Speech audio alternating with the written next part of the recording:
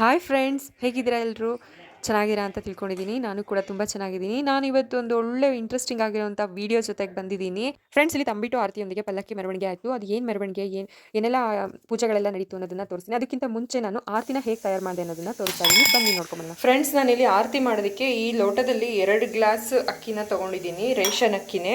ಇದನ್ನು ನೀಟಾಗಿ ಆರಿಸ್ಕೊಂಡು ವಾಶ್ ಮಾಡಿಬಿಟ್ಟು ಇದನ್ನು ಒಣಗಿಸ್ಕೊಳ್ಳೋದು ಹೇಗೆ ಅಂತ ತೋರಿಸ್ತೀನಿ. ಇದನ್ನ 2 ರಿಂದ 3 ಸಲ ವಾಶ್ ಮಾಡ್ಕೋತೀನಿ ನಾನು. ಜಾಸ್ತಿ ಹೊತ್ತು ನೆನೆಸ್ಕೋಬಾರ್ದು, ಸ್ವಲ್ಪ ಹೊತ್ತು ನೆನೆಸ್ಕೊಂಡು ಇದನ್ನು ಒಣಗಾಕ್ಬಿಟ್ಟು ರುಬ್ಕೋಬೇಕು.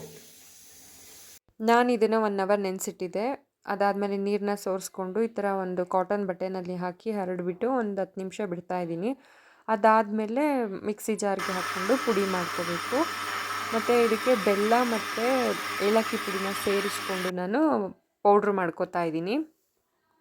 ನೋಡಿ, ಇವಾಗ ಇದಾಗಿದೆ. ಚೆನ್ನಾಗಿ ಮಿಕ್ಸ್ ಮಾಡ್ಕೋತಾ ಇದ್ದೀನಿ. ಮಿಕ್ಸ್ ಮಾಡಿಕೊಂಡು 2 ಆರತಿನ ರೆಡಿ ಮಾಡಿ ಇಟ್ಕೊಂಡಿದ್ದೀನಿ ನೋಡಿ ಫ್ರೆಂಡ್ಸ್. ತಂಬಿಟ್ಟೇನೋ ಮಾಡಿ ಆಯಿತು. ಮತ್ತು ಅದನ್ನು ಡೆಕೋರೇಟ್ ಮಾಡೋದಕ್ಕೆ ನಾನು ಒಂದಷ್ಟು ಐಟಮ್ನ ತಂದಿದ್ದೀನಿ. ಮತ್ತು ಇದು ಪೇಂಟಿಂಗ್ ಮಾಡೋ ಅಂಗಡಿನಲ್ಲಿ ಸಿಗುತ್ತೆ ಒಂದು ಮೆಸ್ಸು. ಈ ಥರ ಪಾತ್ರೆಯಲ್ಲಿ ಇದನ್ನು ಅಳತೆನ ನೋಡಿಕೊಂಡು ನಾವು ಸುತ್ತಕೊಂಡ್ರೆ ಆಯಿತು. ಅದೇ ಅನ್ಕೋತೀನಿ. ಡೆಕೋರೇಷನ್ನು ಹೇಗೆ ಮಾಡೋದು ಅಂತ ತೋರಿಸ್ತೀನಿ ಬನ್ನಿ. ಫ್ರೆಂಡ್ಸ್, ಇದು ಬೊಕ್ಕೆಗಳೆಲ್ಲ ಮಾಡ್ತಾರಲ್ಲ, ಆ ಥರದ ಅಂಗಡಿಗಳಲ್ಲಿ ಸಿಗುತ್ತೆ. ಇದರ ಹೆಸರೇನು ಗೊತ್ತಾ? ಪೊಡೋಕಾರ್ಪಸ್ ಅಂತ. ಕನ್ನಡದಲ್ಲಿ ಏನಾದರೂ ಗೊತ್ತಿದ್ರೆ ಕಮೆಂಟ್ ಮಾಡಿ ಫ್ರೆಂಡ್ಸ್. ಈ ಒಂದು ಲೀಫ್ನ ಸುತ್ತಲೂ ಕವರ್ ಮಾಡ್ಕೋತಾ ಇದ್ದೀನಿ. ಅದಾದಮೇಲೆ ಅದ್ರ ಮೇಲೆ ಹೂವನ್ನು ದಾರದಿಂದ, ಸೂಜಿ ದಾರದಿಂದ ಕಟ್ತಾ ಇದ್ದೀನಿ. ಫಸ್ಟ್ ಟೈಮ್ ಟ್ರೈ ಮಾಡ್ತಾ ಇದ್ದೀನಿ ಮನೆಯಲ್ಲೇ. ಅದು ಬೇಕು ಅಮ್ಮ ಅಂತ ಕೇಳಿದ್ದಾಳೆ ನನ್ನ ಮಗಳು, ಅದಕ್ಕೋಸ್ಕರ ಮಾಡಿಕೊಡ್ತಾ ಇದ್ದೀನಿ ಖುಷಿಯಿಂದ. ಫೈನಲಿ ನಾನು ರೆಡಿ ಮಾಡಿದ್ದೀನಿ ನೋಡಿ. ಹೇಗಿದೆ ಅನ್ನೋದನ್ನ ಕಮೆಂಟ್ ಮಾಡೋದನ್ನು ಮರಿಬೇಡಿ. ಮತ್ತು ಎಕ್ಸ್ಟ್ರಾ ಲೀಫ್ನೆಲ್ಲ ನಾನು ಟ್ರಿಮ್ ಮಾಡ್ಕೋತಾ ಇದ್ದೀನಿ. ಟೈಮ್ ಕೂಡ ಕಡಿಮೆ ಇತ್ತು, ಆದಷ್ಟು ನಾನು ಟ್ರೈ ಮಾಡಿದ್ದೀನಿ. ತುಂಬ ಯಾವುದೇ ಕೆಲಸ ಆದರೂ ಸ್ಟಾರ್ಟ್ ಮಾಡೋದಕ್ಕಿಂತ ಮುಂಚೆ ಕಷ್ಟ ಇರುತ್ತೆ. ಸ್ಟಾರ್ಟ್ ಮಾಡಾದಮೇಲೆ ಇಷ್ಟೇನಾ ಅಂತ ಅನಿಸುತ್ತೆ. ನನಗೆ ಇದನ್ನು ಫಸ್ಟ್ ಟೈಮ್ ಟ್ರೈ ಮಾಡಿದ್ದು. ಮತ್ತು ಇದ್ರ ಬಗ್ಗೆ ಇನ್ನೂ ಒಂದಷ್ಟು ಆ್ಯಡ್ ಮಾಡ್ಬೋದು ಅನ್ನೋದು, ಹೊಸದು ಆ್ಯಡ್ ಆಗ್ತಾ ಹೋಗುತ್ತೆ. ನಾವು ಕಳಸಕ್ಕೆ ಹೇಗೆ ಎಲೆನ ಇಡ್ತೀವಿ ಅದೇ ಥರ ಕಡ್ಡಿನ ಚುಚ್ಕೊಂಡು ಮೇಲೆ ಎಲೆ ತುದಿಗೆ ನಾವು ಇದನ್ನು ಹೂವನ್ನು ಇಟ್ಕೋಬೇಕು. ಇಲ್ಲಿ ತಂಬಿಟ್ಟಿಗೆ ಚುಚ್ಚೋದಕ್ಕೆ 1 ತಂಬಿಟ್ಟಿಗೆ 3 ಎಲೆಗಳು, 2 ತಂಬಿಟ್ಟರಿಂದ 6 ಎಲೆಗಳನ್ನ ಮಾಡಿಟ್ಕೊಂಡಿದ್ದೀನಿ ನೋಡಿ. ಆಲ್ರೆಡಿ ನಾನು ಇಟ್ಟಿದ್ದೀನಿ. ರೆಡಿಯಾಗಿದೆ ನಮ್ಮ ತಂಬಿಟ್ಟಿನ ಆರತಿ. ನಿಮ್ಮ ಕಡೆ ತಂಬಿಟ್ಟು ಆರತಿ ಹೇಗೆ ಮಾಡ್ತೀರಾ ಅನ್ನೋದನ್ನು ಕಮೆಂಟ್ ಮಾಡಿ ಫ್ರೆಂಡ್ಸ್. ನಾವಿವಾಗ ರೆಡಿ ಆಗಿಬಿಟ್ಟು ದೇವ್ರಿಗೆ ಆರತಿ ಮಾಡಿ ದೇವಸ್ಥಾನದ ಕಡೆ ಹೊರಟ್ವಿ. ನಾವು ದೇವಸ್ಥಾನಕ್ಕೆ ರೀಚ್ ಆಗೋಷ್ಟರೊಳಗೆ ದೇವ್ರುಗಳನ್ನೆಲ್ಲ ಕರ್ಕೊಂಬಂದಿದ್ರು ಮತ್ತು ಪೂಜೆಗೆ ರೆಡಿ ಮಾಡ್ಕೋತಾ ಇದ್ರು. ನಾವು ಕೂಡ ಕರೆಕ್ಟ್ ಟೈಮಿಗೆ ಹೋದ್ವಿ ಫ್ರೆಂಡ್ಸ್. ಇದು ಶ್ರೀ ವಿದ್ಯಾಗಣಪತಿ ಮತ್ತು ಶಿರಡಿ ಸಾಯಿಬಾಬಾ ದೇವಸ್ಥಾನ. ಇಲ್ಲಿಂದ ಶ್ರೀ ಆದಿಚುಂಚನಗಿರಿ ಸಮುದಾಯ ಭವನ ಇಲ್ಲಿಗೆ ಮೆರವಣಿಗೆ ಹೊರಡುತ್ತೆ. ಚಾಮುಂಡೇಶ್ವರಿ ಅಮ್ಮನವರ ವರ್ಧಂತಿ ಇರೋದ್ರಿಂದ ನಗರ ದೇವತೆಯಾದ ಅಣ್ಣಮ್ಮ ದೇವಿ ಮತ್ತು 24 ಹಳ್ಳಿಯ ಆರಾಧ್ಯ ದೇವತೆಯಾದ ಶ್ರೀ ಹುಲಿಕೆರೆ ಅಮ್ಮನವರ ಒಂದು ಮೆರವಣಿಗೆ ಆರತಿಯೊಂದಿಗೆ, ತಂಬಿಟ್ಟಿನ ಆರತಿಯೊಂದಿಗೆ ನಡೆಯುತ್ತೆ. ಅದನ್ನು ನೋಡಿ ಫ್ರೆಂಡ್ಸ್ ಹೇಗಿತ್ತು.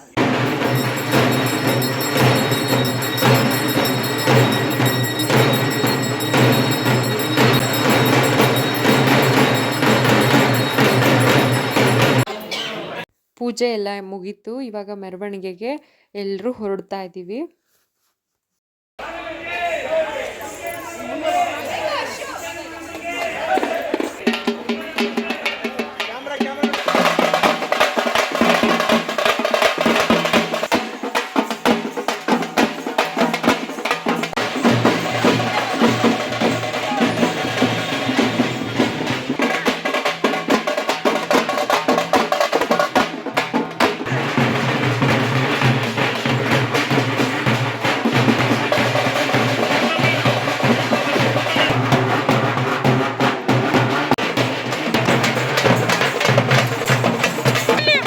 ನನ್ನ ಮಗಳು ಮೆರವಣಿಗೆಯಲ್ಲಿ ಆರತಿ ಹೊರಬೇಕು ಅಂತ ತುಂಬಾ ಆಸೆ ಪಟ್ಟಿದ್ಲು.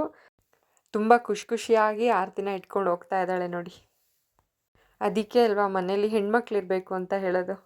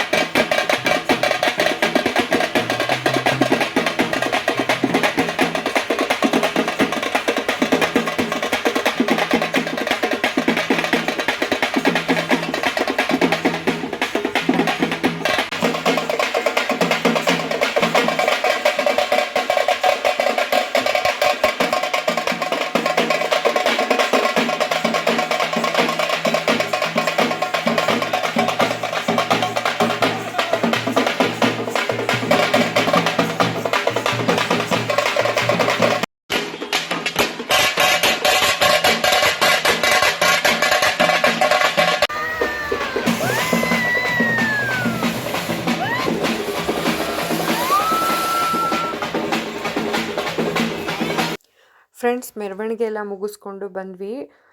ಎಲ್ಲ ವೆಲ್ಕಮ್ ಮಾಡೋದಕ್ಕೆ ರೆಡಿಯಾಗಿದ್ದರು. ಮತ್ತು ದೇವ್ರುಗಳನ್ನ ಪ್ರತಿಷ್ಠಾಪನೆ ಮಾಡೋದಕ್ಕೆ ಹಾಲ್ ಕೂಡ ಎಷ್ಟು ಕಳಕಳಿಯಾಗಿ ರೆಡಿಯಾಗಿದೆ ನೋಡಿ ಫ್ರೆಂಡ್ಸ್.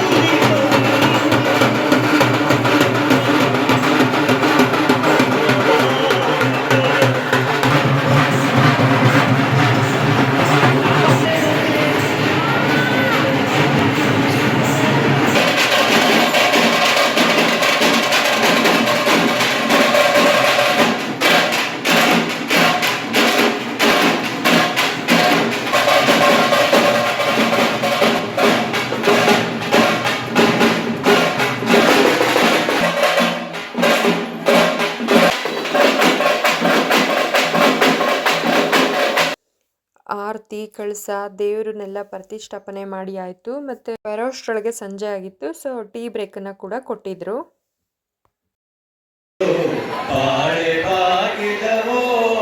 ದಾಸಪ್ಪನ ಪೂಜೆ ಕೂಡ ಇಲ್ಲಿ ನೆರವೇರಿಸಲಾಗಿದೆ ನೋಡಿ.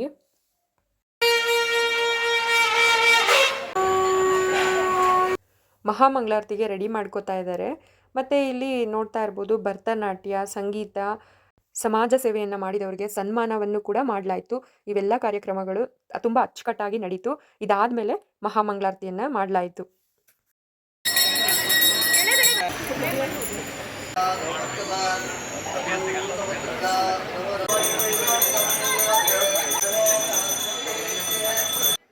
ಪೂಜೆಗಳೆಲ್ಲ ತುಂಬ ಅಂದರೆ ತುಂಬ ಅಚ್ಚುಕಟ್ಟಾಗಾಯಿತು. ತುಂಬಾ ಖುಷಿ ಆಯಿತು. ಮತ್ತು ನೋಡ್ತಾ ಇದ್ದೀರಾ ಅಲಂಕಾರಗಳೆಲ್ಲ ಎಷ್ಟು ಅದ್ಭುತವಾಗಿದೆ ಅಂತ. ಅದಾದಮೇಲೆ ಆರತಿಗಳನ್ನ ನಾವು ತೊಗೊಂಡು ಎಲ್ಲ ದೇವ್ರಿಗೂ ಆರತಿನ ಮಾಡಿ ನಾವು ಮನೆಗೆ ಎತ್ಕೊಂಡು ಹೋಗೋದಕ್ಕೆ ತಗೊಂಡ್ವಿ.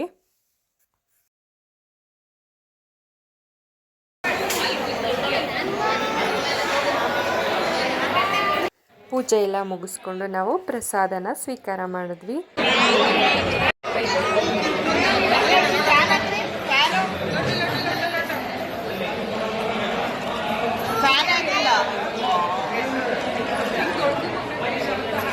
ಫ್ರೆಂಡ್ಸ್, ಪ್ರಸಾದಕ್ಕೆ ಪಾಯಸ ಮತ್ತು ವಾಂಗಿಬಾತು ಮತ್ತು ಅನ್ನ ಸಾಂಬಾರು, ಕೋಸಂಬರಿಯನ್ನು ಮಾಡಿಸಿದ್ರು. ತುಂಬ ಅಂದರೆ ತುಂಬ ಟೇಸ್ಟಿಯಾಗಿತ್ತು.